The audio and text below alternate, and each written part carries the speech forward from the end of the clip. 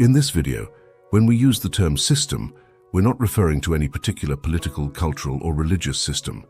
Instead, we're referring to what seems to underlie all of these, what drives a multitude of human behaviors and mental states like anger and anxiety. It's essentially the enslavement to the whims of our environment. As we reflect on the human condition, it becomes apparent that many of us are significantly influenced and controlled by the world outside ourselves.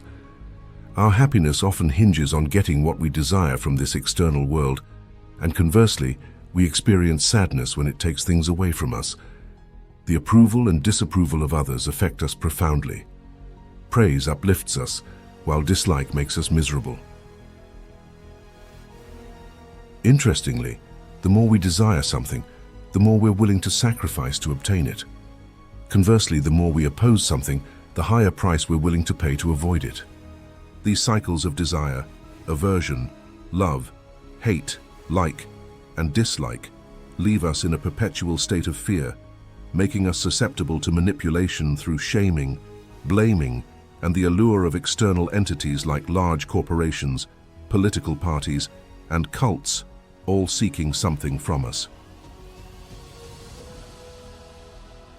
In this way, the world governs us, dangling carrots on sticks like a donkey rider, and most of us obediently follow from birth to death, much like cattle. However, what if we were to reject the carrot? What if we chose to escape this system? The ancient philosophy of Stoicism revolves around attaining freedom from the whims of our environment. It's important to note that achieving freedom from this system doesn't involve destroying our surroundings. The external world isn't to blame. The universe functions as it does, and while we do have some influence, we ultimately cannot control it. The outside world, with its inescapable conditions like sunshine, rain and wind affecting a farmer's crops, imposes itself upon us. These conditions aren't the system, rather, it's our enslavement to them that constitutes the problem. So, why do we allow the waves of fate to swiftly sweep us away? Why do even the smallest misfortunes and bits of luck manipulate our emotions like puppeteers? Epictetus, a Stoic philosopher, provides insight into this.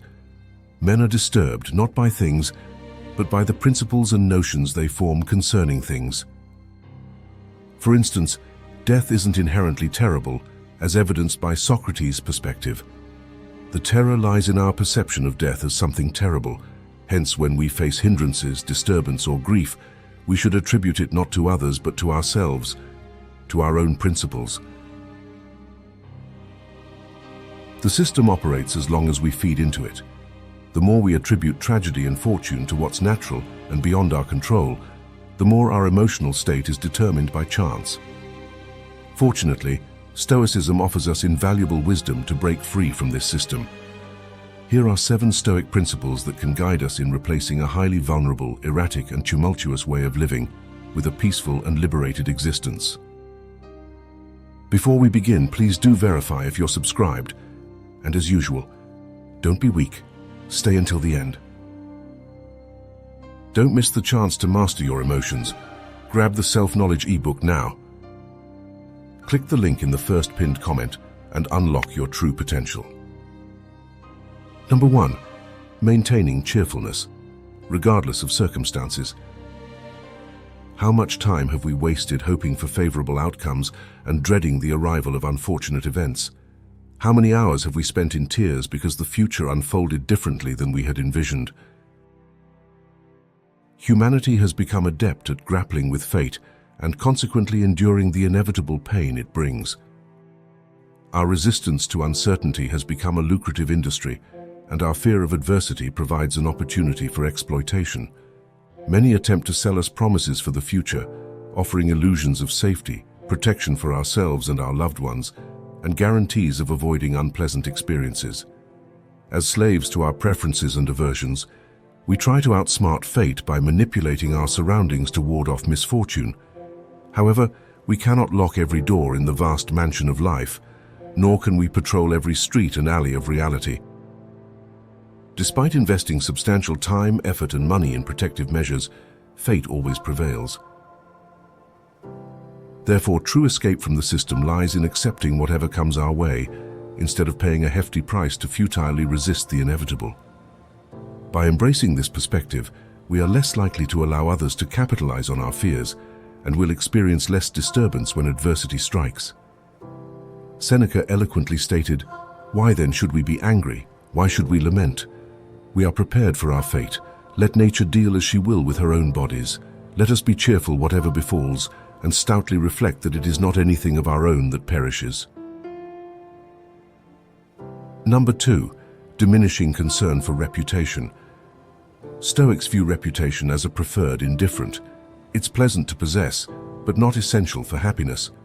Moreover, like anything external, reputation is ultimately beyond our control. Some individuals spend a lifetime meticulously crafting a good reputation, only to see it shattered by a single misstep. Conversely, others lead lives of misconduct and complete disregard for their societal standing, yet they suddenly attain fame and admiration by chance.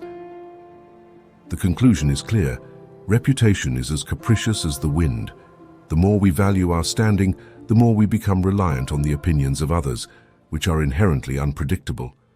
Additionally, when we overly concern ourselves with others' opinions, we make ourselves susceptible to manipulation and exploitation, ultimately becoming enslaved to the environment.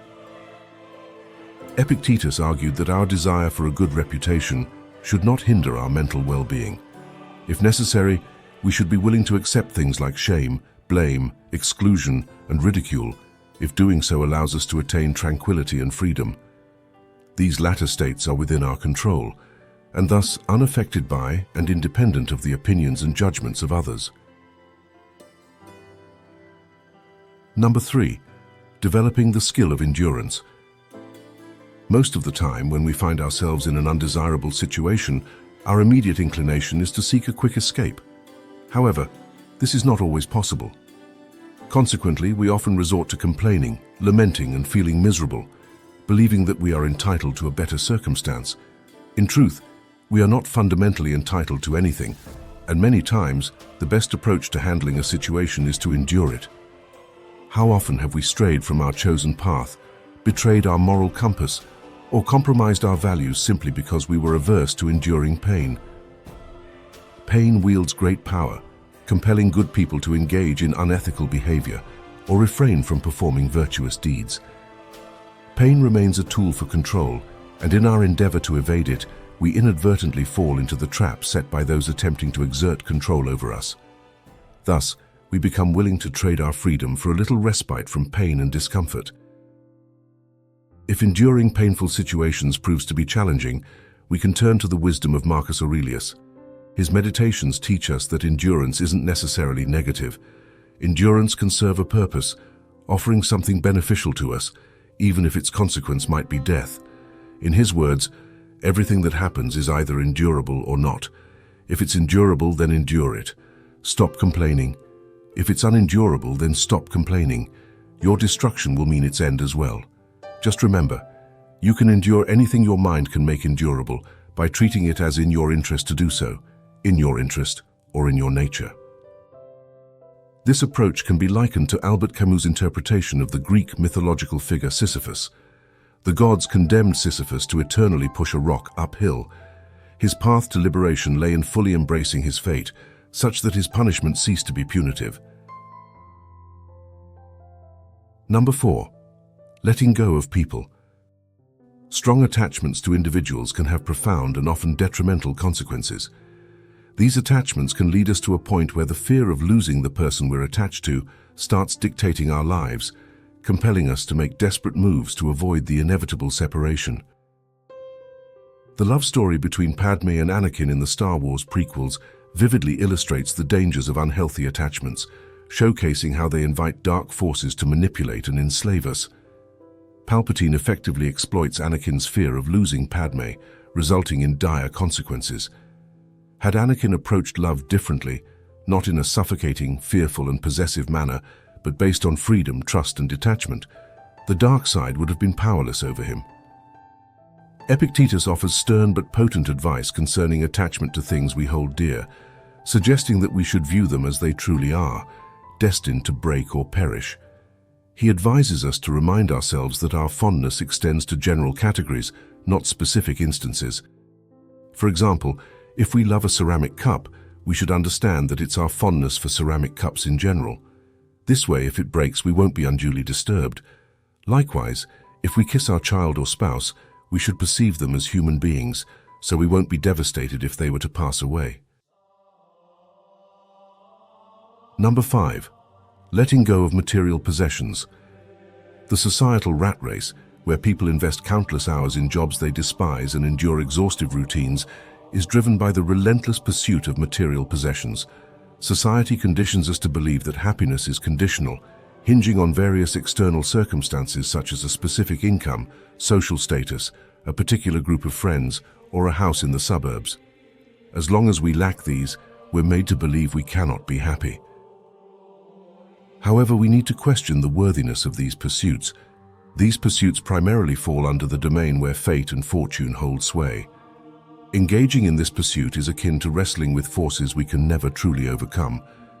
In his letter to Lucilius, titled On True and False Riches, Seneca questions the value of these material possessions, the gilded couches, jeweled furniture, and the like. Do they genuinely bring us happiness, or are they tools for flaunting a facade of the good life?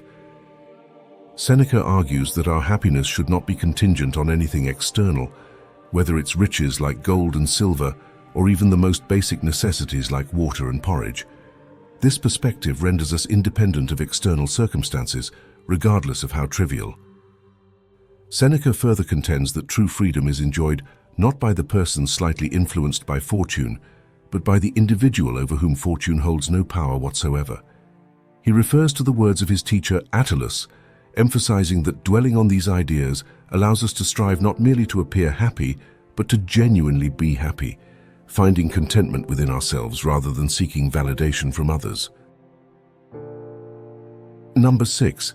Empowering our responses.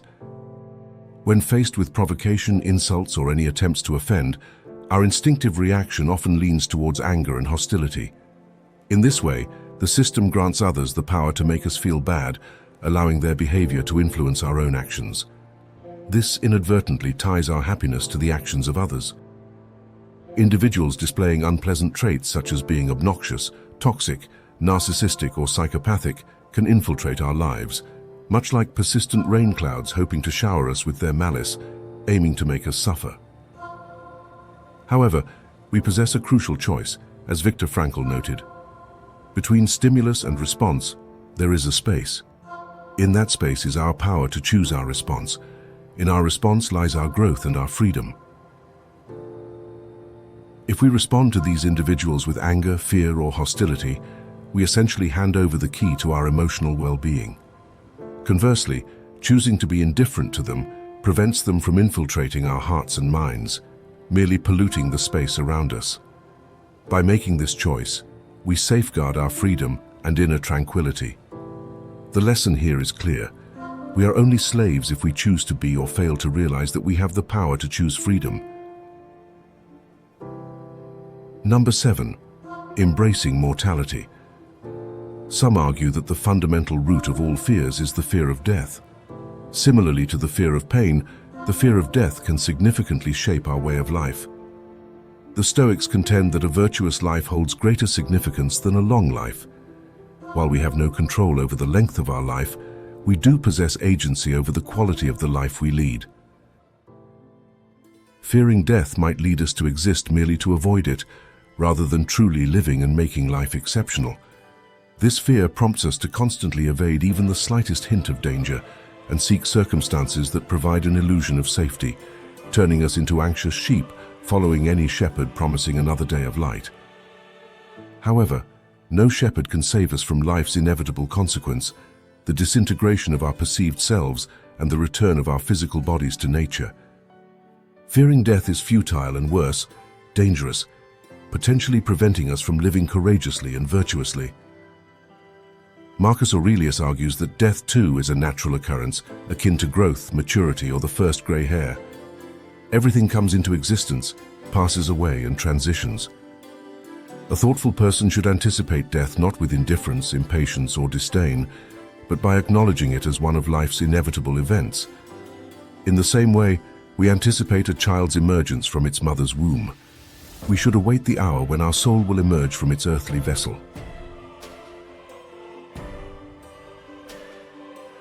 And that's it for today.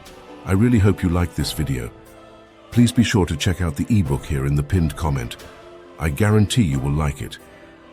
If you've made it this far, comment something so I know you watched until the end. For your attention, thank you very much. May you be with the Creator.